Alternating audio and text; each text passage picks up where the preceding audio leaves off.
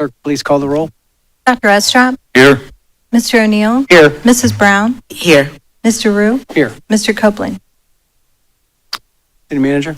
Yes, Commissioners, we have one work session item tonight, and that is with our Director of Mental Health and Recovery Board, Greta Mayer, and she's going to talk about an upcoming levy renewal and just give a little update about what's going on with their organization. So with that, I'll turn it over to Greta. Thank you, City Manager and honorable City Commission members and staff and audience members. My name is Dr. Greta Mayer, and I'm Chief Executive Officer of Mental Health Recovery Board of Clark, Greene, and Madison counties. And we do have a levy renewal on the ballot, which means no new taxes for Clark County residents. And I want to just share a little bit about who we are and what we do. I had some questions and some guidance from the audience to suggest that I make this super clear so everyone understands what the voters are voting on in Clark County. So we are a governmental organization that's able to leverage property tax revenue that then we can contract with care providers that do the work. They are the ones that hire the doctors. These other entities separate from us hire the case managers and clinicians and so on to do the important services for people with mental illness and substance use disorder. So our board, I have 7 staff members. So we are a very small but mighty team, and we're an administrative body that is entrusted to oversee these public dollars. So the part that is for Clark County is the part that's on the ballot for the residents here. So we have 4 levies that we raise across the 3 counties that we serve. So we're only talking about Clark County, and we do have a fact sheet that many of you have copies of, and I know the commission members have as well. So this is a 1.65 renewal levy, which means no new taxes, and it costs the owner of a $100,000 valuation of home less than $5 a month. So we're talking about $58 a year for property tax owners. And that point about Clark County levy dollars are only spent on Clark County residents. So the middle part of the fact sheet, or towards the bottom, it shows all the contract care providers that we've doubled since the last time we came to the voters for this levy. We've doubled the access points through new contracts with new providers and expanding access and funds with state and federal dollars. So the goal is keeping the local property taxes the same, preserving our safety net. So it's really important we get the yes vote from Clark County and the residents to keep the safety net in place so we can go after additional state and federal dollars to increase care. And that's just what we've done. So we know that the demand for care for mental health and substance use disorder has never before been greater. And people are talking about it more than they ever have before. And thank goodness we're beating the stigma on that. So I think we're making strides. In the middle of those bullet points are the agencies that get the lion's share of these dollars that the residents are voting on. And those 2 agencies, they're both nonprofits. They have their own board of directors, their own oversight, their own chief executive officers. And those 2 are McKinley Hall with Wendy Doolittle as chief executive officer, and Mental Health Services for Clark and Madison counties. It's an agency based in Springfield that also provides services in Madison County. But again, this levy is only for Clark County residents. So if a resident, for example, can't find a level of care available in Clark County, the levy dollars will follow that resident to access that level of care outside of Clark County. So that's really important for the voters to know. And again, we appreciate your support, and I appreciate the commission, your history of being supportive, being great community partners with us, asking us tough questions.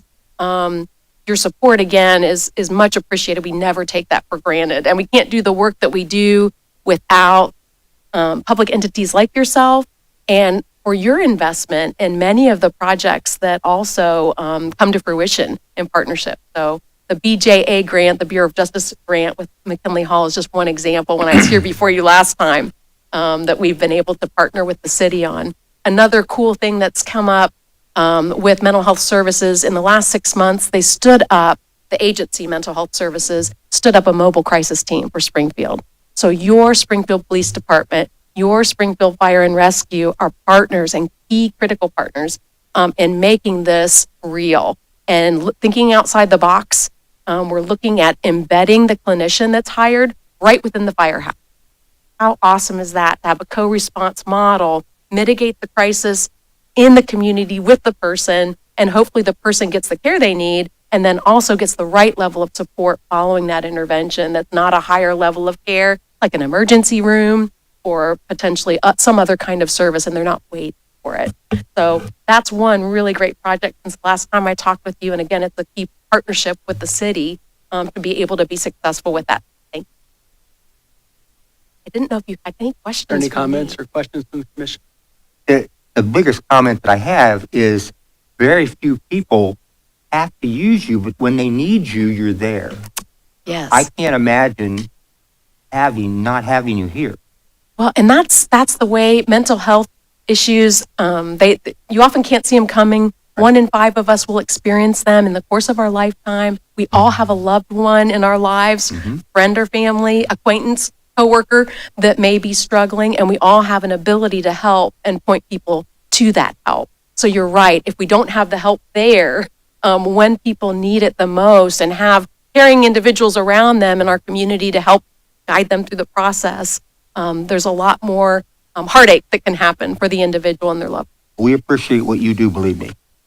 Commissioner Asprout? With the support of my fellow commissioners, I would like to add an item on our regular agenda when we get to the formal commission meeting. And I would move to endorse the mental health levy renewal, but we can't do it during a work session. We have to add it to our formal session. So I would offer that up at the appropriate. Thank you so much. Thanks for your energy and passion for what you do. It makes a huge difference, and you're changing lives with your leadership. Thank you. Thank you. Thank you, Motion to Brenda. adjourn the work session? So move. Second. Clerk? Mr. O'Neill, Yes. Mrs. Brown, Yes. Dr. Estra, Yes. Mr. Rue. Yes. We have 2 public hearings, but if you're here in the audience and you plan on speaking tonight, if you would fill out a card and give that to our clerk, we appreciate it. This public hearing is for 6:55. Clerk, call the roll, please. Dr. Estra, Here. Mr. O'Neill, Here. Mrs. Brown, Here. Mr. Rue, Here. Mr. Copeland. Has proper legal notice been given for this hearing?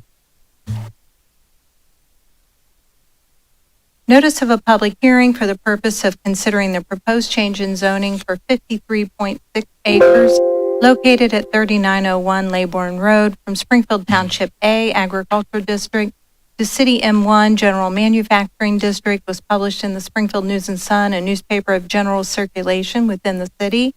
Attached here too is a true and correct copy of the legal notice published on September 22, 2023. I move that the communication be ordered received, recorded in the minutes, and filed. Second. Mr. O'Neill, Yes. Dr. Estra, Yes. Mrs. Brown, Yes. Mr. Rue. Yes. Staff report? Good evening. The subject parcel, as shown on slide highlighted in yellow, was annexed into the city in year 2000 and had retained its Springfield Township zoning district. A, agricultural uses. The applicant is requesting to rezone the subject parcel from a township agricultural zoning and use to a city manufacturing zoning. The applicant wishes to rezone to make use of the subject parcel for permitted manufacturing use, wholesale trade, warehouse, and storage. The Clark County Comprehensive Plan shows this future character area as employment center. Employment-oriented uses characterized by light industrial style development and office, which promotes opportunities for larger employers to locate and conduct business, are desirable for the parcel. The proposed manufacturing uses are considered as primary uses of the future character area and will be compatible with surrounding land uses. Laybourne Road is classified as 80 feet wide secondary or 80 foot wide secondary arterial right of way by the Clark County Thoroughfare Plan. 80-foot right-of-way width can accommodate one through travel lane in each direction, shoulders, a center turn lane, or median. The presence of Laybourne Road will provide the proposed manufacturing district direct thoroughfare access. There is a sanitary sewer line near the east property line. Oop.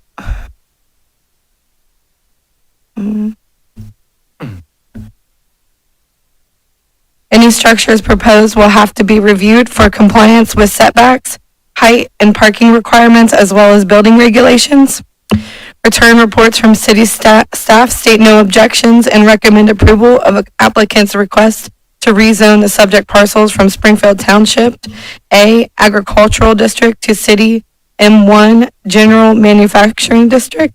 The applicant's request was recommended approval by the Cedar Regional Planning Commission. There were no questions or concerns received by staff at this. Are there Thank- questions or comments from commissioners? Have you received any complaints during or after the process?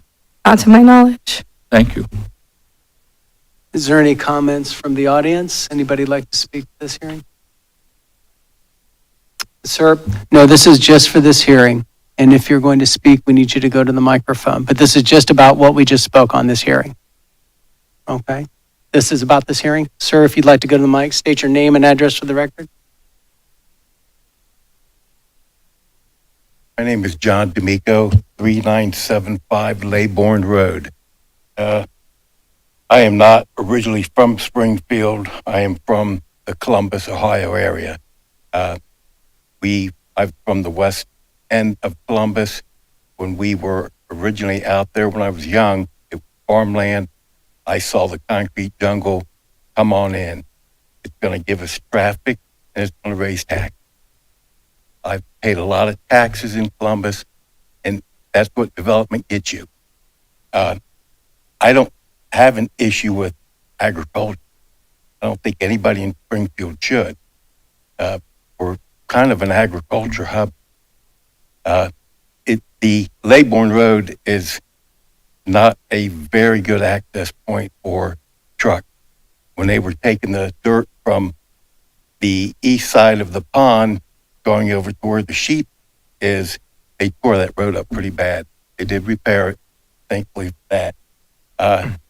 It just, any kind of major traffic coming through there, the exit ramp off the freeway is not going to handle it, let alone getting onto Laybourne, basically from the entrance ramp of the freeway. It's just not traffic. I don't see a way that can work.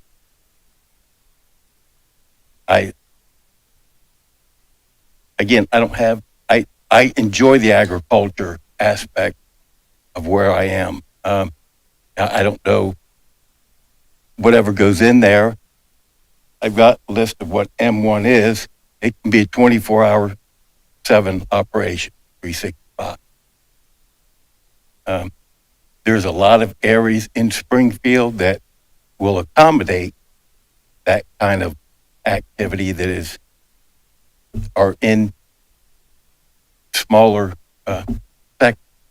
And I think we went through a zoning thing last year about this property. Yeah, I think there was a proposal last year. And I think they pulled out of it. I don't think it got I think the turned down developer did. or approved, yeah. Yeah. But that's just some of my concerns. Traffic, noise. Is it going to be lit up all No, hours of the night?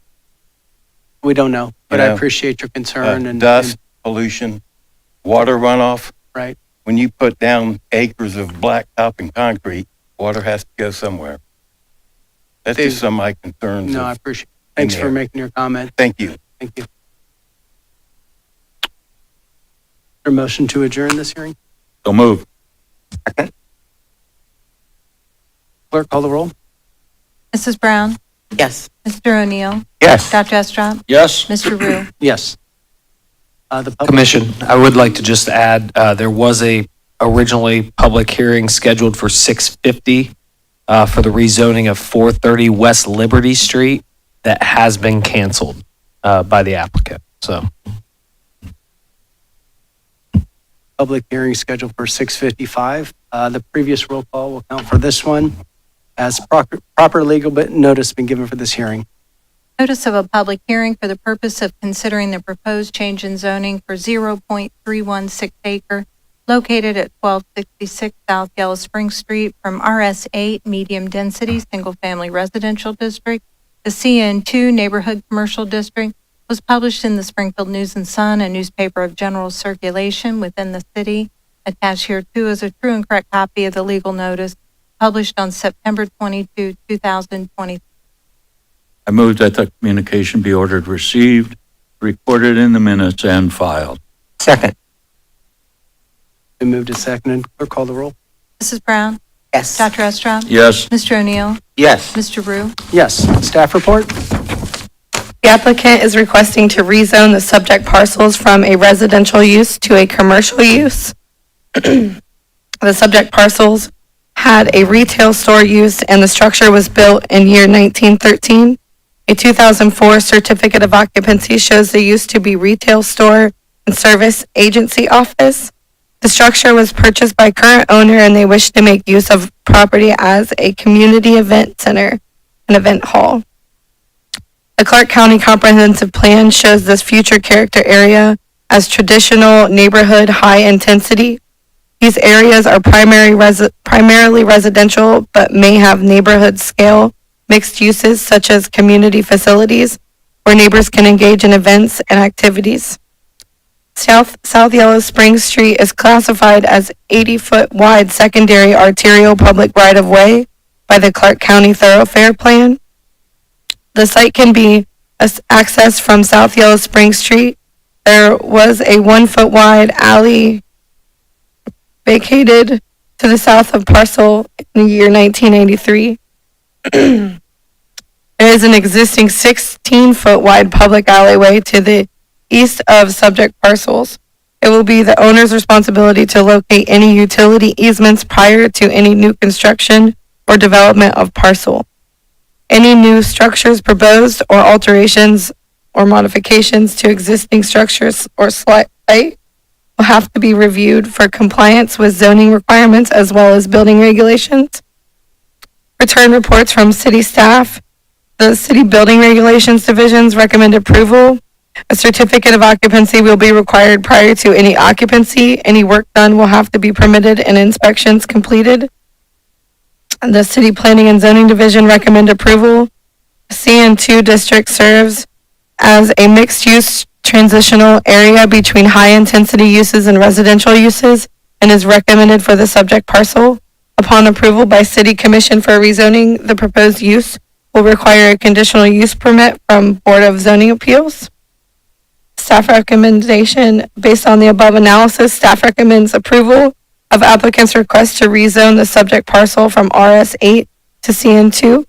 The request was recommended for approval by the City Planning Board and there were no questions from the neighbors. There were no questions received till date. Thank you.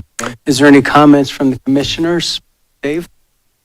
Have you received any objections during or after the process has been completed? No? Not to my knowledge. Okay. And the other comment I wanted to make, and Brian, correct me if I'm wrong, but I think 2 or 3 months ago, we had a delegation from the southwest or west side of the city asking us to provide for more commercial opportunities and enterprises in this area. Is my memory clear on that? Yes, certainly. We had individuals that spoke to the need for additional investment and encouragement of investment and, and removal of barriers from the community or the city itself to allow for this type of investment. Thank you. Excellent. Any comments? If you're going to speak to this particular hearing, please go to the microphone, state your name and address for the record. Hearing none. Is there a motion to adjourn? So move. Second. Clerk, call the roll. Mr. O'Neill? Yes. Dr. Estrad? Yes. Mrs. Brown? Yes. Mr. Rue? Yes. Okay. call our regular commission meeting to order. Clerk, please call the roll. Dr. Estrop, Here. Mr. O'Neill, Here. Mrs. Brown, Here. Mr. Rue, Here. Mr. Copeland. Please rise for invocation and the pledge.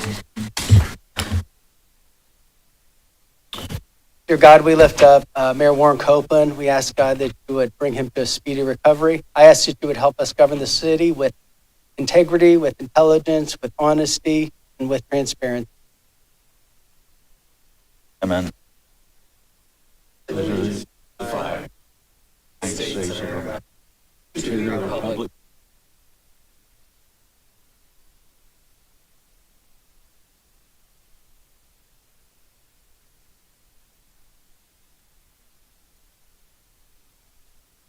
A motion to approve minutes. So moved. Second. Clerk, call the roll.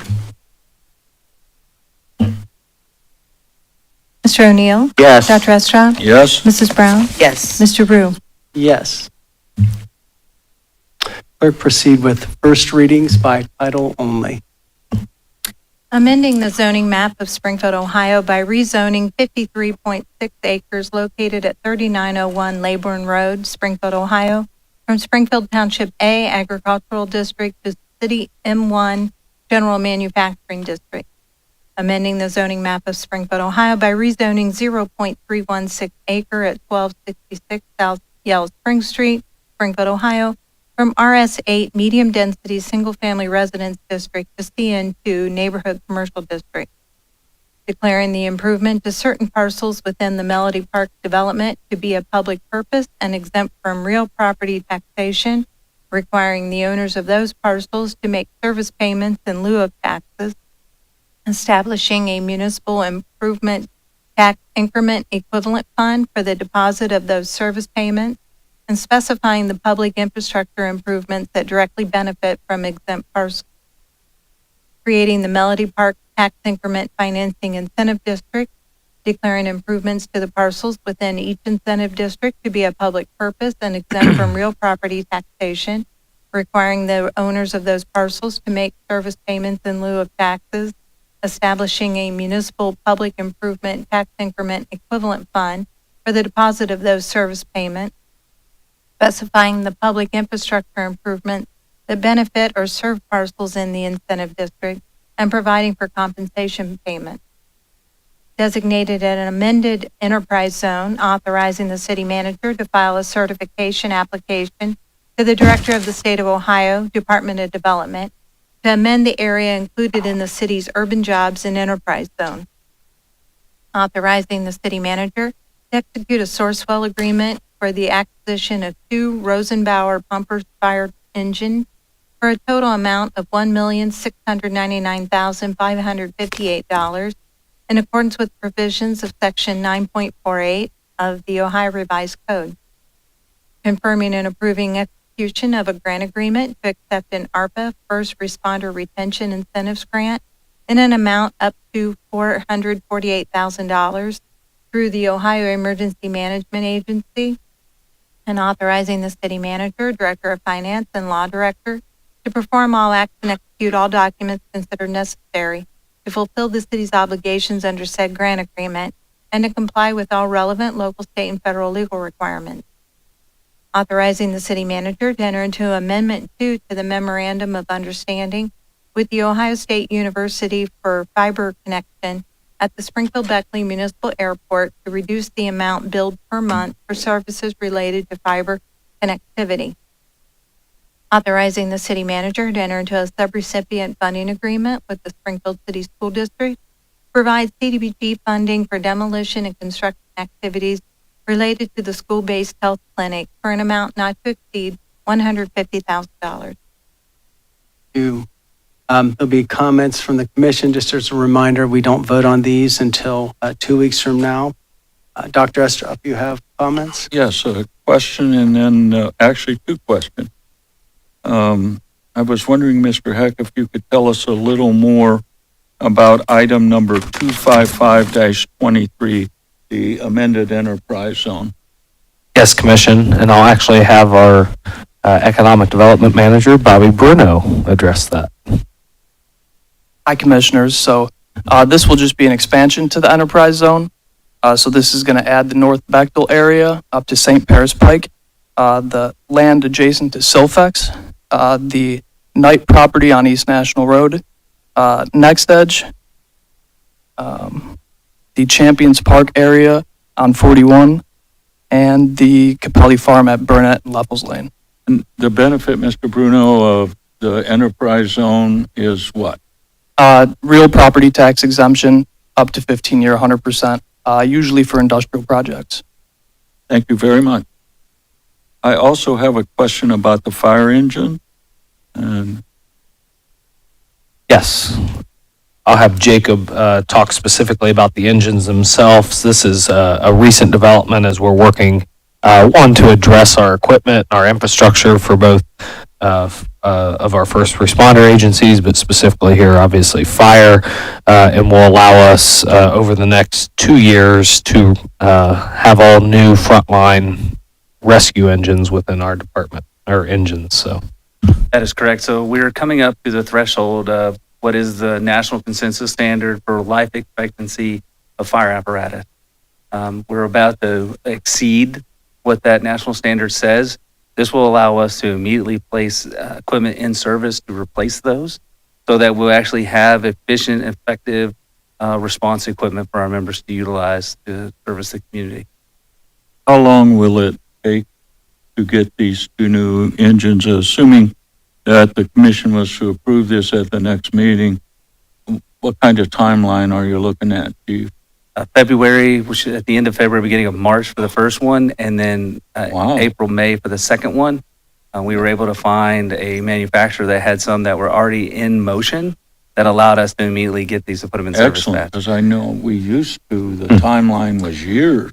Well, and I'll add, so Commission, you may remember about 18 months ago, we had actually approved the purchase of a rescue engine or an engine similar to these. And we're being told now May of 2025. Wow. For that one. So Well, this was good a hunting. big coup that we were able to find these 2 available. Thank you, Chief. Any other comments on first readings? Any other comments from the audience on first readings only?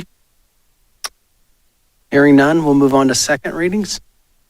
Authorizing the city manager to enter into a purchase agreement with Bob Evans Transportation Company, LLC, for the sale of certain real property located at the corner of Air Park Drive and Greenfield Drive, also known as Air Park, Ohio, Lot 15.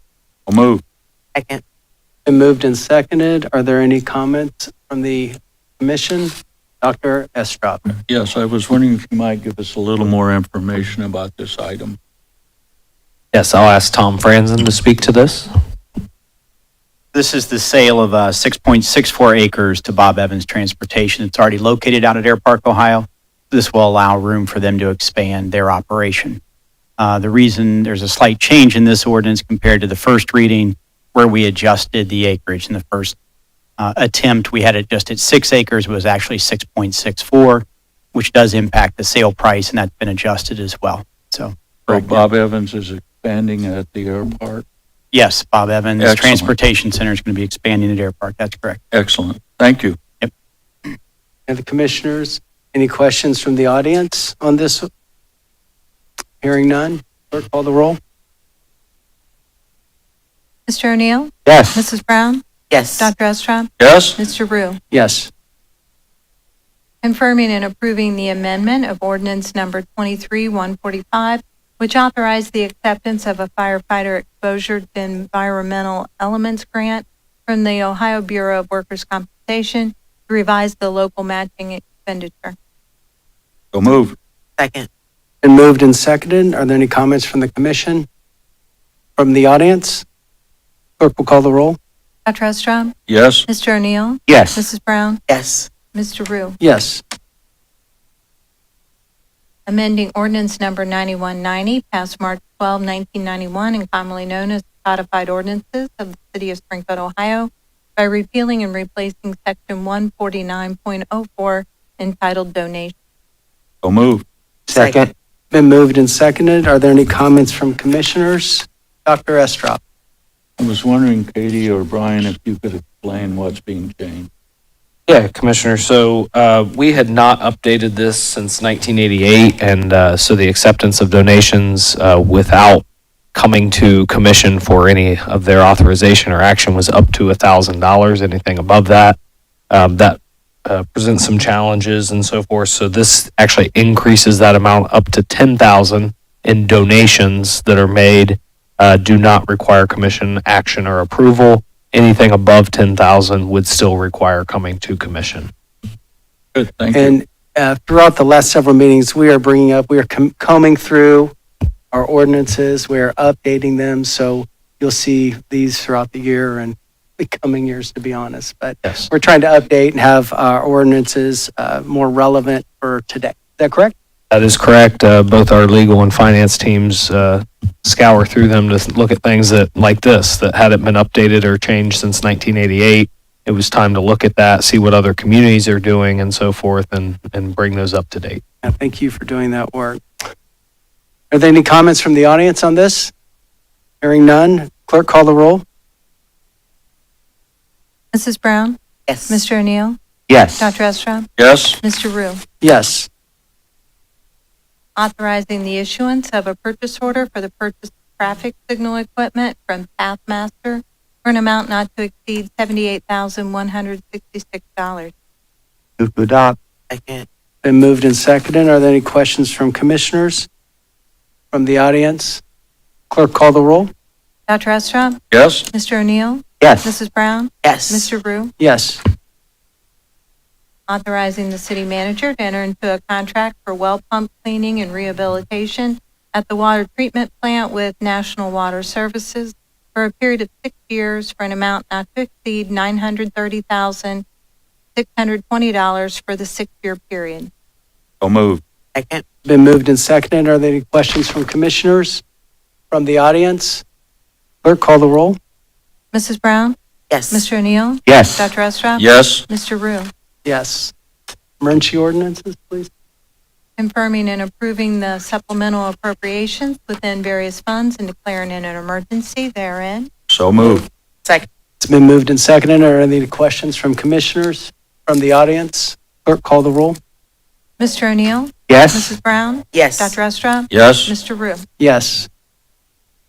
Authorizing the city manager to enter into a grant agreement with the Federal Transit Administration to accept a grant in an amount not to exceed $1,643,600 for operating, preventative maintenance, ADA paratransit, and planning activities, authorizing a local matching expenditure in an amount not to exceed $673,400, authorizing the city manager, law director, and director of finance to perform all acts and execute all documents they consider necessary to fulfill the city's obligations under said grant amendment and to comply with all relevant local, state, and federal legal requirements, confirming and approving related expenditures incurred from July 31, 2023, the passage of this ordinance and declaring it an emergency therein.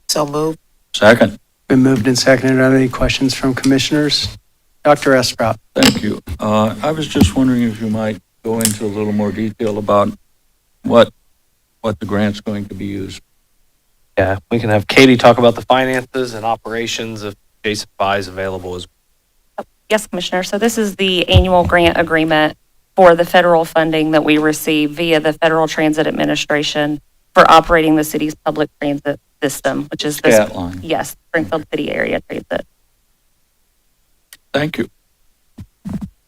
Other comments from commission, from the audience? Clerk call the roll. Mr. O'Neill? Yes. Dr. Estra? Yes, Mrs. Brown? Yes. Mr. Rue? Yes. Authorizing the city manager to enter into an agreement with Fishbeck Engineering for Bike Hub, PID number 118826, in an amount not to exceed $194,053 and declaring an emergency therein. second. Been moved and seconded. Questions or comments from commission? From the audience? Clerk call the roll. Mr. O'Neill? Yes. Dr. Estra? Yes, Mrs. Brown? Yes. Mr. Rue? Yes.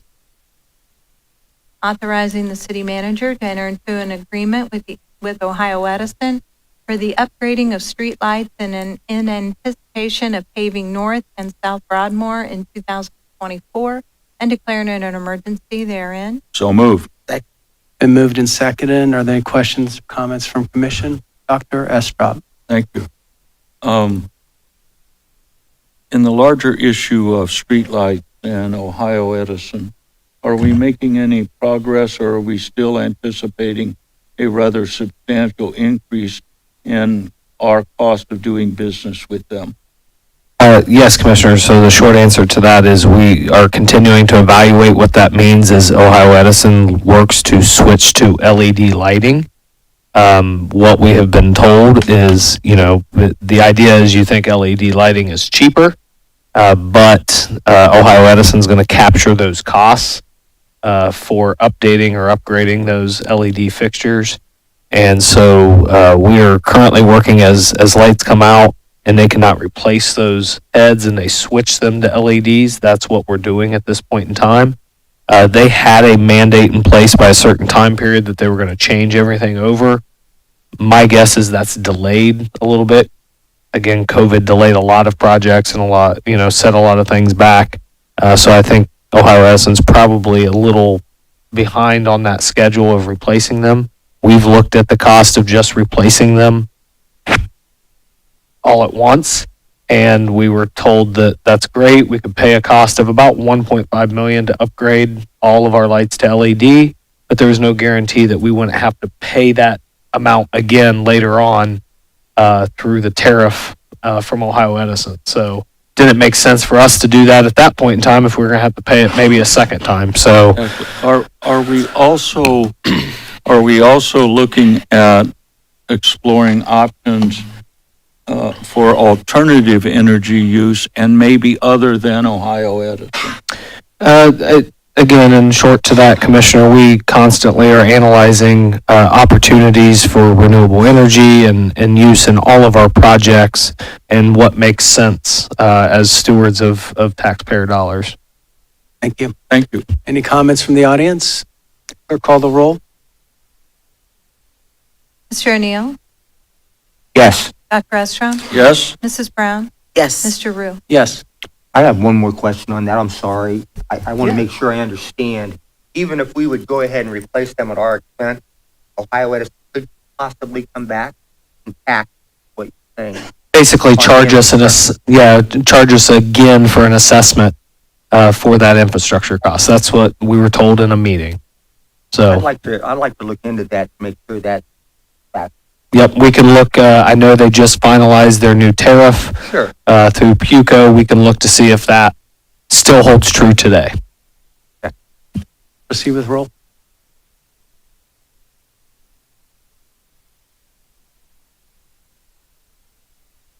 Sorry.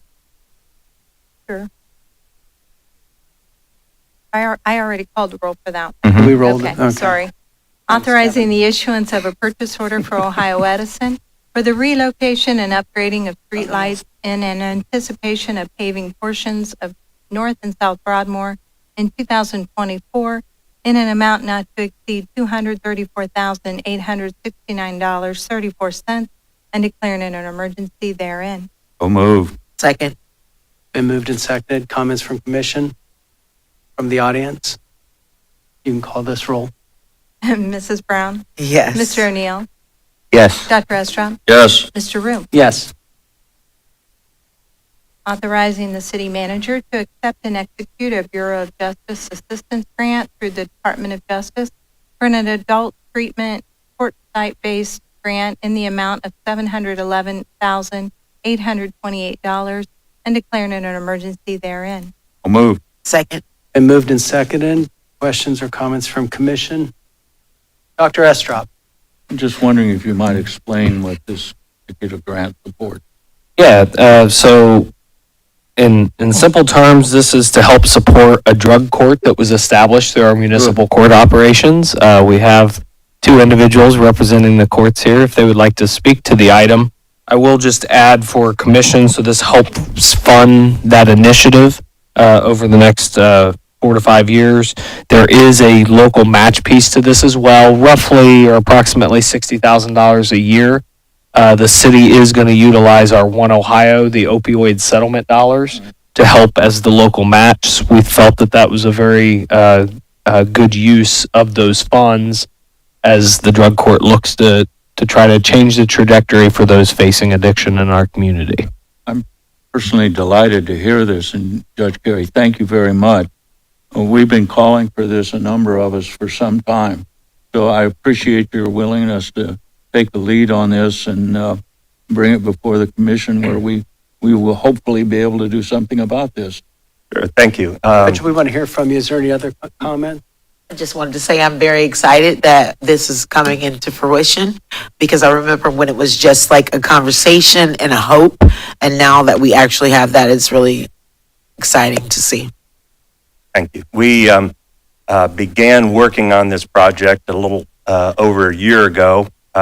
We began drug court operations around the end of 2022. We obtained our full certification from the Supreme Court. I believe it was in June. For those of you who don't know, a drug court is essentially a team partnership. We combine mental health, healthcare services, drug treatment, alcohol treatment, sometimes housing, education, opportunities for employment.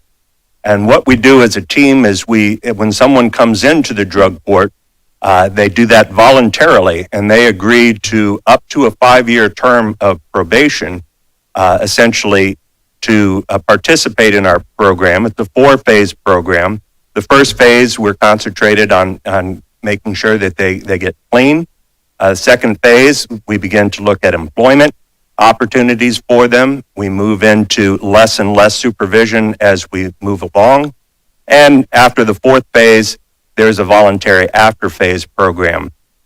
We're very pleased with our success and how rapidly the drug court has grown. I believe at this time we have about 10 participants. We've had a few more sign up over the past few weeks. I can say that we don't take people who would generally succeed on regular probation. The people who come into the drug court are people who are at high risk for not succeeding at regular probation, people who generally are regular customers at the municipal court. I couldn't be happier to say that our success with those who have stuck with the program is going very well. Out of all of our participants, I think we've had 1 criminal offense since January. And 3 people have graduated into the 2nd phase of the program and are employed. So we're on a great trajectory. Marcy Reynolds, who's with me tonight, is the head of our probation department. She is, in addition to all of the regular duties that fall under her supervision, she is also directing the drug court. She helped as we put together all of the application forms for certification, and she applied for this grant. And this federal grant will allow us to, 1, make sure that we have the funding for drug testing, which is a big expense, and also the ability to hire a dedicated drug court director and potentially another probation officer to help with the supervision as the numbers continue to go up. So with that, I thank the commission for hearing this proposal. The reason it's an emergency basis, we got approved for the grant, and there's a very short window to turn around and accept it, and I believe that's coming up next week. So we have to have the authorization in order to accept this. Thank you, Judge Carey. Is there any comments from the audience? Hearing none, clerk, call the roll. Dr. Estra? Yes. Mrs. Brown? Yes. Mr. O'Neill? Yes. Mr. Rue? Yes. Determining the sufficiency of the petition for the establishment of the Melody Park New Community Authority as a new community authority and setting a date for public hearing under Chapter 349 of the Ohio Revised Code and declaring an emergency therein. So moved. Second. Been moved and seconded. Are there comments from commission? I'll say I appreciate the development group being here, continuing to press on in a difficult development culture. Thank you for your continued investment and interest in Clark. Is there any comments from the audience? Clerk, call the roll. Mrs. Brown? Yes. Dr. Estrop? Yes. Mr. O'Neill? Yes. Mr. Rue? Yes. New items on the agenda? All three of those are statements of updates that were No. published. You have- Yes, thank you. Oh, I knew what I was doing.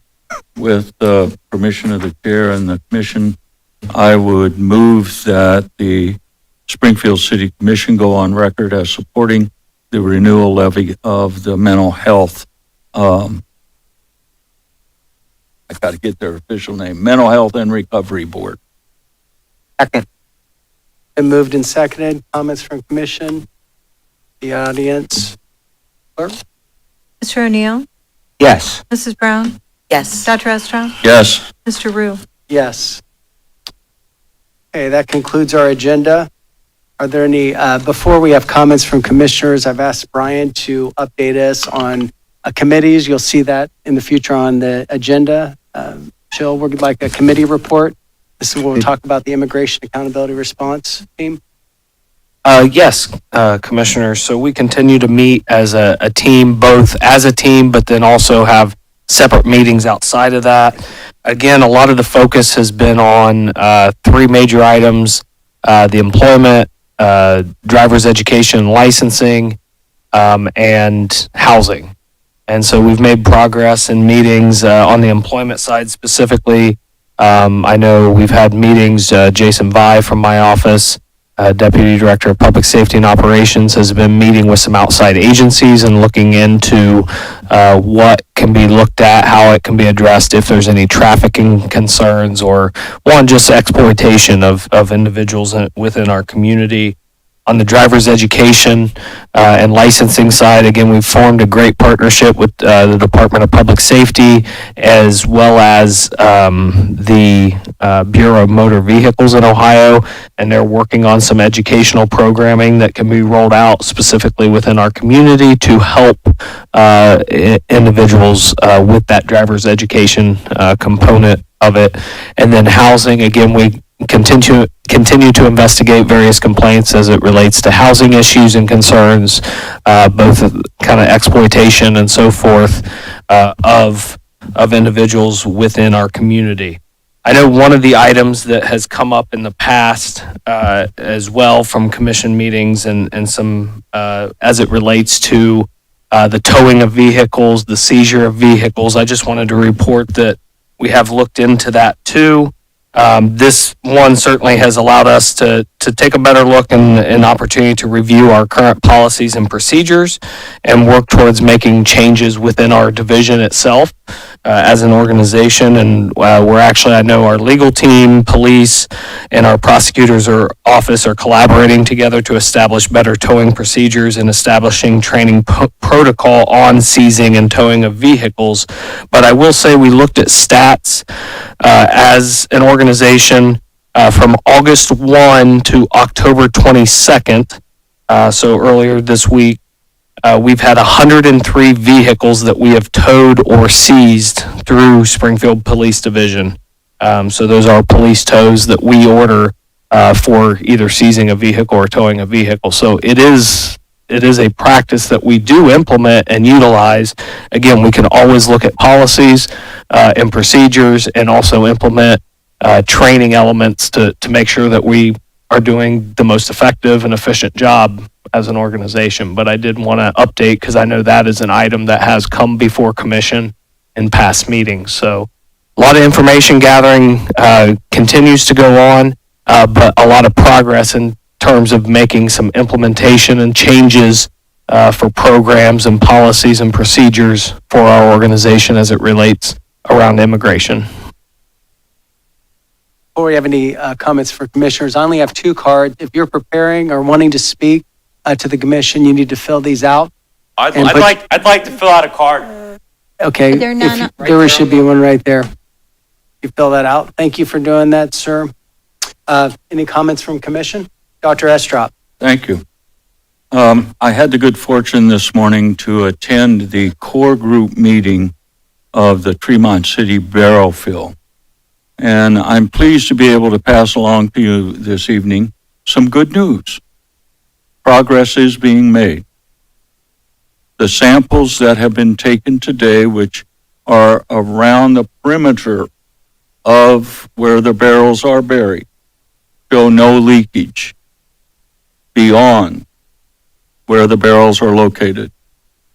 There has been no seepage beyond the barrel fill, either from top erosion or down deep.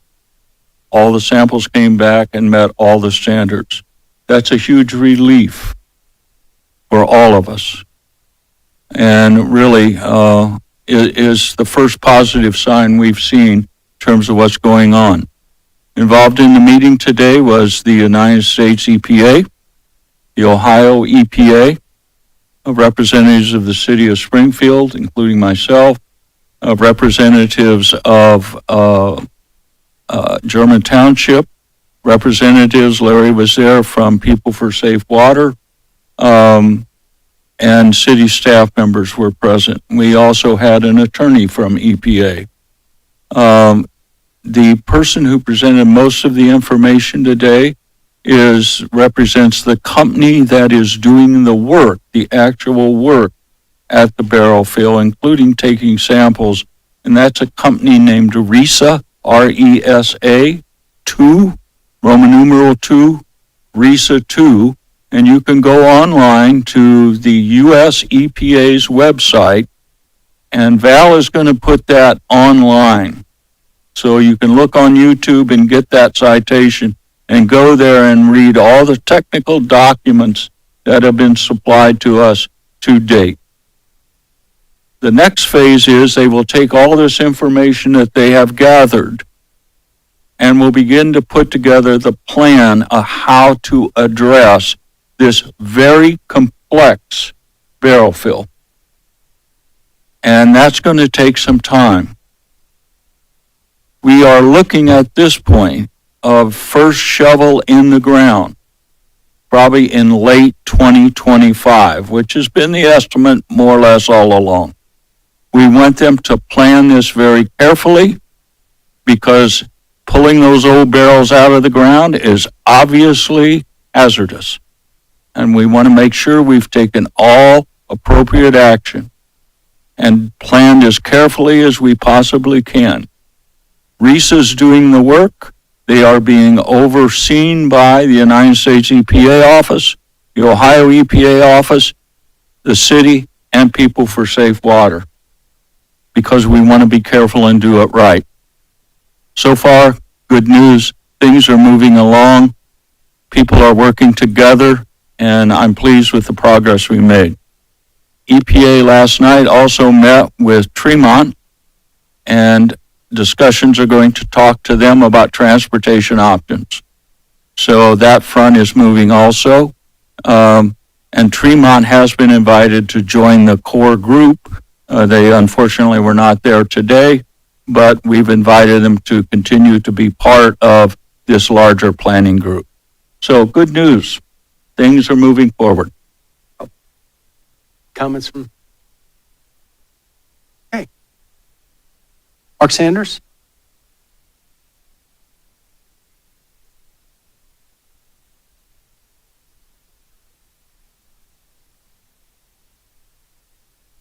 You have 3 minutes. Jill will keep time, and we appreciate you being here. All righty. So again, my name is Mark Sanders, live on Snyder Domer Road. I had the opportunity to work with Mr. Eastrop last night at the meeting, so I want to thank him for his attendance. Thank you for the information, the update about the towing. I'm glad to see some uniformity between agencies in the area. Since the last time I was here, we had the incident in Urbana where the school zone, the pole was hit, the officer was bitten. So again, I don't want to see this spread out to the other communities. So getting people that shouldn't be driving off the road is a good thing. I don't care what your pigment is. If you don't have a license, don't drive. Second thing is on the housing. I had some work done on one of my properties the other day by a gentleman, and he informed me there's a house in the 1400 block of North Limestone that 40 immigrants are living in, actually over 40. And he was there, and the city was there to shut the water off. So what's happening is somebody is getting a lease from a landlord, and then they're subleasing. And there were, again, partitions in living rooms and dining rooms and everything. And there were 40 people, not family members, but 40 people living there. So I would encourage your code enforcement to look at the registry, step it up. I don't want to see anybody abused. It's an absolute abomination to see people treated like livestock. And I drove by the house in question. It's right by tax time. And it's a mess. I would hate to be a neighbor of or live in close proximity. Also, too, I wasn't able to attend the last meeting, but I heard the story of the Geetons being evicted and did a little bit of research, and that couple's purchased 4 houses in 5 weeks. I don't know how you come from an issue or a country where you're downtrodden and spend a couple $100,000 on houses. So I think there needs to be some investigation there too. I don't think anyone should be asked to leave a home they've lived in for 6 or 7 years. And again, if you know, you can't be a landlord and not have compassion for everybody, whether they're being evicted or whether they're being treated like, you know, dogs in a pound. Pretty much what some people are you know. You can be a landlord and treat people like that. That's the problem. Exactly. And that's why we worked on having a rental property registry. I know you agree with that. Absolutely. I'm landlord myself. So, and I'm not taking your time, but I certainly would want our code to look into this address on North Fountain. it's 1400 block. I don't And know, then but it's right also now. the You Center can see it Street pretty address well. here. I wrote it down. We'll look And at the it. Center Street address, I think that was in 2 meetings. Yeah. So anyway, I encourage everybody on that side of the bench, because remember, the power is over here, not over there. And everybody's running for reelection or election. And what you do or what you don't do is going to reflect either very poorly or very well on you. I don't want these people to be treated in a bad way. So, Thank you, Mark. Mark, before you leave the mic, been thinking about what you've suggested. And the more I thought about it, it makes some sense to me, but I would like to take it further. I think we not only should go after drivers who do not have a license, but go after drivers who've had their license suspended. They shouldn't be on the road any more than somebody who doesn't have a license. The reason they don't have a license because it was suspended as a result of what they've chosen to do. So I agree with you. I would also like to suggest that we look into this to see if in fact we can, and I want to encourage you to go out to other jurisdictions. What to me would be the ideal here is if we had the same ordinance, law, whatever, countywide. So it wouldn't make any difference if we were out at Tremont by you, or in the city, or somewhere in the rural part of the county. Everybody would be subject to the same rule regarding no license or suspension of license. So I want to encourage the staff, and Jill, you in particular, as you research this, to take a look to see if, in fact, we could possibly put together best practice policy, perhaps modeled along the lines of the Ohio State Patrol. I looked at their policy, and one of the things I really liked about it is it gives the officers some discretion. Because one of my concerns is, if we're in the middle of winter, and the snow is coming down and it's cold out, I don't want to see young children taken out of a car and left on the side of the highway. And the rules written for the Ohio Highway Patrol speak to that kind of situation and give the officer great discretion. So I want to encourage you to go out and speak to other jurisdictions, share with them what we're doing. As Brian reported, we're looking into this to see what we can do. And if we can all come up with model policies and similar punishments, that'd be great. I also want to encourage us, Brian, to look at our ability to do this. Obviously, we're going to have tow truck, perhaps an impoundment area, but feasibility becomes big. Because I don't want to threaten this and then not be able to pull it off. But thank you, Mark, for bringing this forward. It's just one sheet of paper, one set of rules. And I've talked to the agencies locally. In fact, you guys are kind of coming in on the tail end of it. So, but thank you. I appreciate it, Mr. Esper. Commissioners, I'll just add, so those tows I reported on would also include people that are driving under suspension. So we do look at that as part of our policy. Thank you. Thank you, Mark. Autumn Truss, you go on the mic, please. Did I say your name right? Or if I didn't. No. My name is Autumn Truss, and I stay at 1700 Springmont Avenue. I just want to come down here and say thank you for the clinic, food-based clinic that's going to happen. Have y'all voted on that already? Yes, I believe that was a first reading tonight for the additional Okay, construction dollars. We have provided $250,000 for the design. It's now moving into that next phase, and yes, we're going to continue to financially support that. Okay, I just really thank you for all that because I worked here in 2012 at the homeless shelter, and one of my jobs was to help navigate the client to get health care, and a lot of times I couldn't because they wasn't able to get health care here. I would have to send them to like New Carlisle. So when I also worked in Clinton County, it was a time where we didn't have health care because they wouldn't take the insurance or they didn't have enough doctors. And now I work in Miami County, and so the same thing. So I just really thank you all and appreciate you all so much for the health clinic at the school. Thank you for your comments. Thank you, Mrs. Truss. Greatly appreciate it.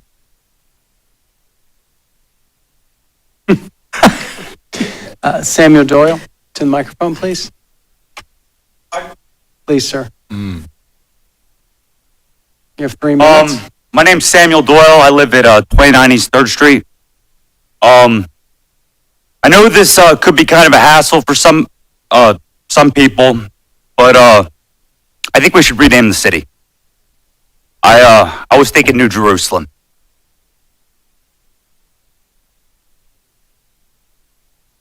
Is that the end of your comment? That's bad. Thank you. Did I come to the right place? You did. Thanks for your comments. You don't have anything to say to that? No, sir. This is your time. You get to speak your mind. I'd probably better if Copeland was here. Right. All right.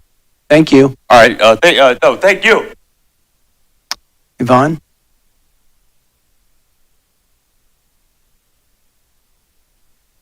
My name is Yvonne Owens. Good evening. Mr. Heck, you said that the application for 430 West Liberty Street has been pulled. It was canceled. It was canceled. Yes. Okay, so they'll be resubmitting. Shannon, would you like to speak to that, or Steve?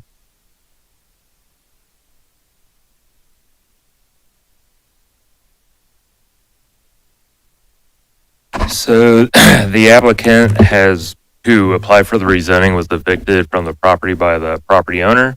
So as far as we know, that applicant will not be reapplying. So my question is, it says an automobile-oriented use. That's what they wanted to rezone the area for. Does that still give them the right to be there operating an automobile repair shop?